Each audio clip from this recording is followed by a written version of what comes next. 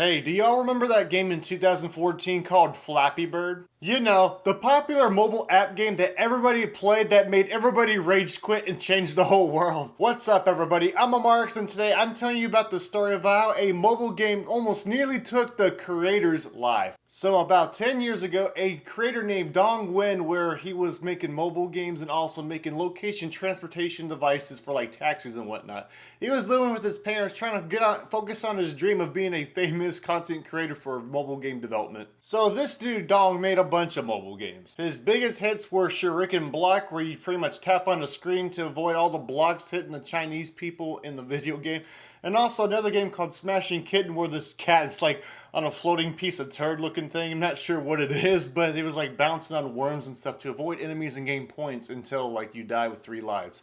This game and platform had particular setup and formula every time, so it really wasn't super original, but at least his games were very simple. His games were very copy and paste type formula, and unfortunately everything was super blocky all the time. It was always like a horizontal screen or whatnot, or vertical.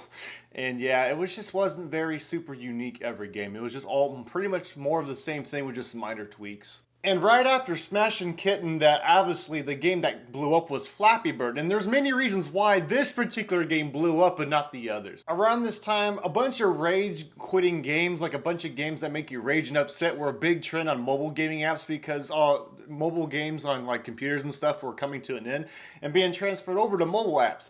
And another reason too was biggest content creators and YouTubers were also taking this game that was getting popularized by just rage quitting people and players and fans, that they took the game, like PewDiePie, took the game, displayed it, and then it spread all around the world fairly quickly too. The most popular games around this time were the Impossible game, where you take a block and you tap the screen to avoid spikes and obstacles, and then it shortly got improved by another game called Geometry Dash. So he took that type of formula, except made it completely opposite and have the bird float in the air and tap on a screen to avoid pipes. Now for Dontg, man, he had 50 million download on this game in a very short period of time, and then made this dude a freaking millionaire. So he went from Dontg to Huge Dontg. Just when you thought things were going smooth for Huge Dontg, that he learned very shortly that with huge fame and success comes with a lot of backlash and controversy as well. Many people were addicted to this game. It was students from schools, your mama, your dad, probably the damn president. Everyone in this fucking game was addicted. And it caused many problems, like such as parents confronting the creator himself, saying that this game is ruining their kids' grades in school. But in reality, dude, these parents probably have really bad parenting skills and they're not being responsible enough. So they decided, you know what? Let's blame it on the kids and the creator, because a lot of parents nowadays these days love to blame the fucking people than themselves, dude. It's kind of sad, but yeah, especially with video games. Like responsibility, man, like who the hell knows what that is anymore, right? And with his major success came from a lot of backlash on Twitter, especially with parents. Like I said, that's where he mainly got all the hate and fiasco about it, right? So then when he went on Twitter, that apparently people were also saying that this game was a copy-paste of Super Mario, which to be fair, it is a pretty damn knockoff asset of the game, it seemed like. Even though, because the grass, the pipes, everything looked pretty similar, but the bird was kind of unique, right? And then the fucking media decides, you know what? We're gonna take this game and like tell everybody not to play it, because the media for some reason hates video games with a passion and blames everything on video games instead of like responsibility for the individual and some shit. It was kind of funny, to be honest, but yeah, it doesn't surprise me that much because the media does hate video games for a lot of the reasons, kind of, because I don't know, dude, maybe because they're old boomers up there, but it is pretty goofy and funny now these days. And to be fair, guys, most of this stuff that he got in Backlash wasn't really necessarily his fault, because all he wanted to do was make a simple game, right? For everyone to enjoy, and it blew up, but then he gets this weird, insane backlash over shit like this. But then again, you should have to be strong as a content creator and try to be able to handle this backlash, but for some reason, this dude could not handle it very well and actually started responding to it, and yeah, it's pretty rough.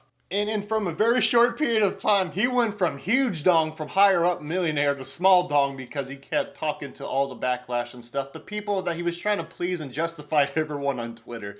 I get it. There's a lot of backlash and fair criticism sometimes you should respond to, but there's times like this where you can't please everybody, dude, because in the long run, dude, you have to be able to brush off this stuff, especially if you want to be a successful programmer, because criticism is always good, but when it's not criticism, it's just a bunch of unnecessary hate a bunch of stupid shit that people say on the internet. You gotta take that with a grain of salt. It's never easy trying to learn how to handle this type of stuff, especially if you're not used to it, but over time with experience you will get used to it. But then again, there's also some personalities that just does not cut out for this type of work, obviously.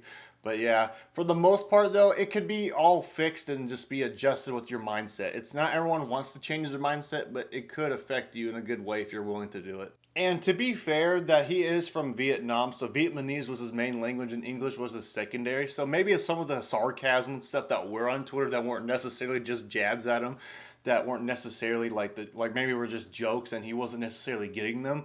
But then again, with context and no tone, you never know. But yeah, he was responding to pretty much anything negative towards this. And then after all the negative energy and hate that he was receiving, constantly responding to it, taking too much energy towards it, that he finally makes a tweet on Twitter saying that he had enough, that he cannot take it anymore, and he took the whole game off in like 22 hours after he posted that tweet. Here's a screenshot of the tweet. It's pretty sad, but yeah, it's kind of rough because, I mean, yes, mental health is very important, so I guess he just wanted to feel better because he just couldn't handle the pressure, and that's okay because there's some people who just cannot handle that type of popularity, and it can be kind of rough sometimes. Personally, I think Twitter is good for promoting YouTube channels and content creations and maybe products, but as a platform itself, it's pretty toxic and there's too many people who are super soft on that damn thing.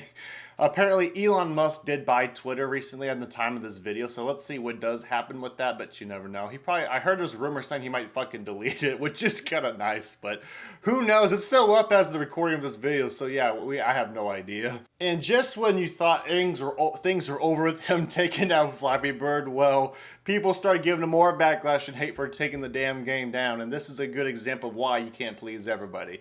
It was kind of funny, but yeah, looking back, it's like, damn, dude, like I said, people just don't know what the hell they want. The rumors after that came with it were pretty rough too. Like there was a rumor saying that Nintendo was threatening to sue Dontg for the game, but that actually came out as false because Nintendo denied those reports really shortly.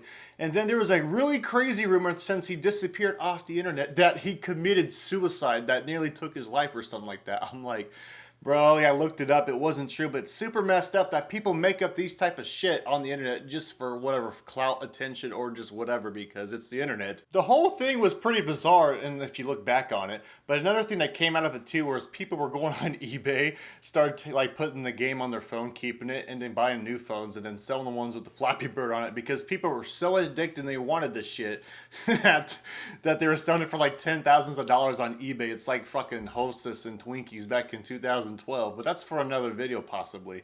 But anyways, it was pretty funny. And nowadays you can actually play Flappy Bird in 2 or 3 different ways now, which is pretty cool. So I'm going to tell them there's a website called flappybird.io where you can go on your phone or Google, you type it in, you can play Flappy Bird on your phone or PC, which is kind of cool using the mouse or tap on the screen. Obviously there's no audio unfortunately, but yeah, that's one of the ways if you want to play it, if you were just to get your like a nostalgia, or just if you really are still addicted to that drug, the Flappy Bird. Nah, just kidding. But and the second way is apparently you can go on Google, right? Not Google, yeah, Google, and you could look up APK files for Flappy Bird, so you can type in like flappybird.apk. Now, I don't recommend you guys actually doing it, but fuck, apparently people could like download sources from like apps and installations from other sources, not just the Play Store. So people were hosting those type of files on there, and you can get it on there.